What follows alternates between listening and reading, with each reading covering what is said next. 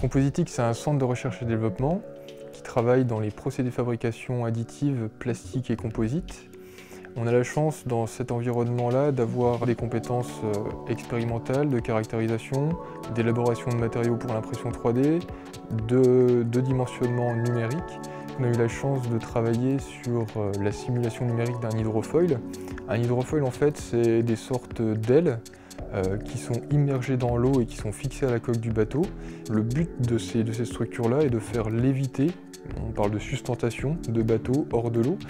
Si la coque touche pas l'eau, il y a moins de frottement, donc ça va plus vite. L'eau va exercer un effort sur la structure, le foil, qui est immergé dans l'eau.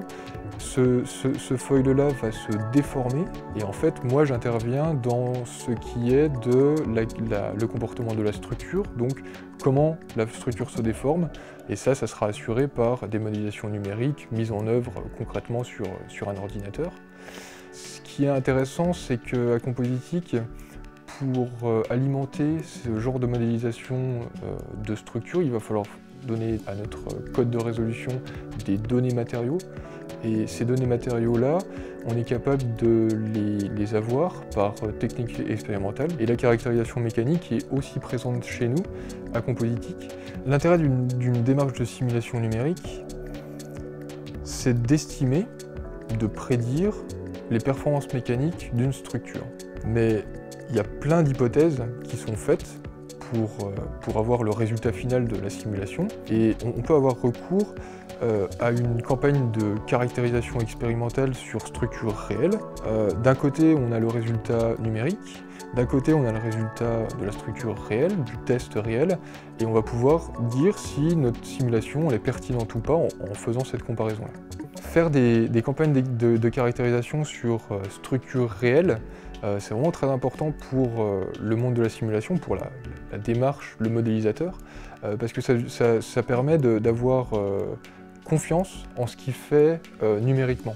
De la même manière que ce qu'on a pu faire sur l'hydrofoil, on a pu aussi participer à un projet de conception et dimensionnement d'un support moteur. C'est une pièce automobile qui classiquement, disons, est en acier. Et là, le but, c'était de l'alléger, tout en maintenant la fonction qu'elle a dans la voiture, en la fabriquant en composite et en plastique.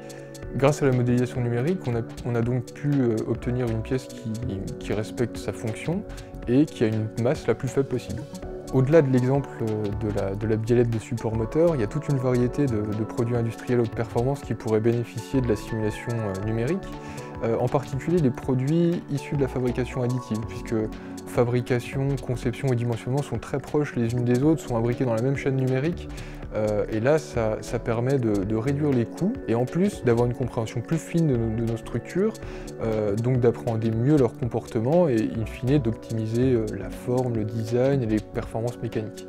Ce qu'on peut dire, c'est que la simulation numérique, c'est une des briques qui sert aux industriels pour être en fait plus performants et plus innovants, puisqu'on comprend mieux les choses, donc on arrive à être plus libre dans notre conception de produit.